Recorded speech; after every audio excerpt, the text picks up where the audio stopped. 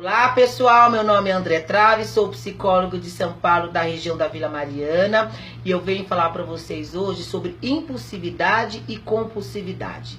Em algumas literaturas nós vamos encontrar a parte de álcool e outras substâncias e dependências não químicas como comportamento de compulsividade. Eu já vejo a dependências como um comportamento de impulsividade.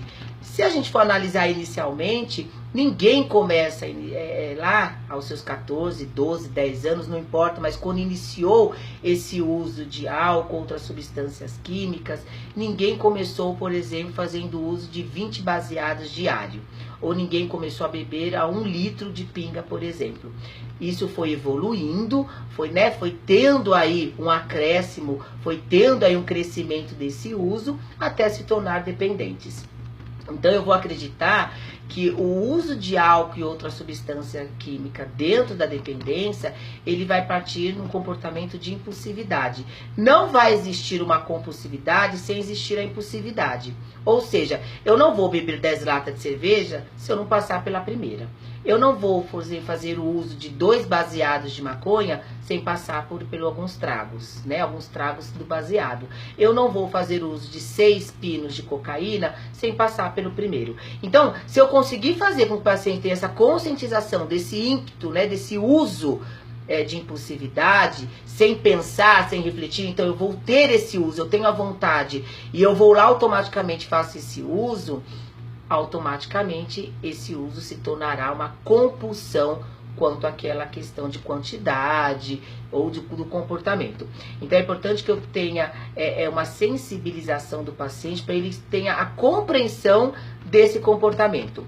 E não dá para eu trabalhar com o paciente dependente o controle desse uso, porque ele já está na dependência, ele já está na minha procura do tratamento, ele já não tem essa noção da gravidade da patologia, porque ele perdeu o controle. Inicialmente se tinha esse controle e que hoje no nível de dependência ele não consegue ter essa visualização desse falso controle que ele acha que ele está tendo.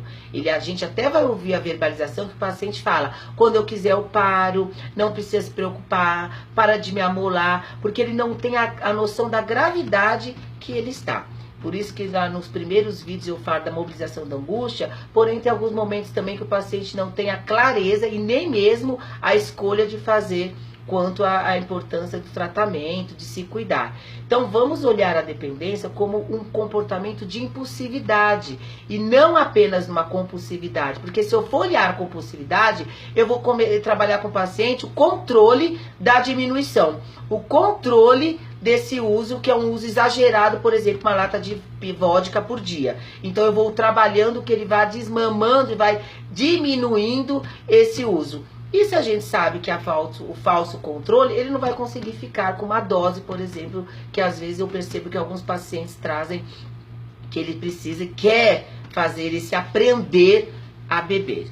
Então é importante que a gente tenha isso claro, para que a gente deixe claro também para o paciente qual que é a nossa vertente, como que nós trabalhamos. Não estou dizendo que a minha vertente é a única, mas é o modo que eu acredito ser mais saudável de trabalhar com pacientes dependentes frente a essa angústia do descontrole. Então não dá para eu achar que o paciente vai ter controle dentro dessa descompensação emocional que ele está apresentando.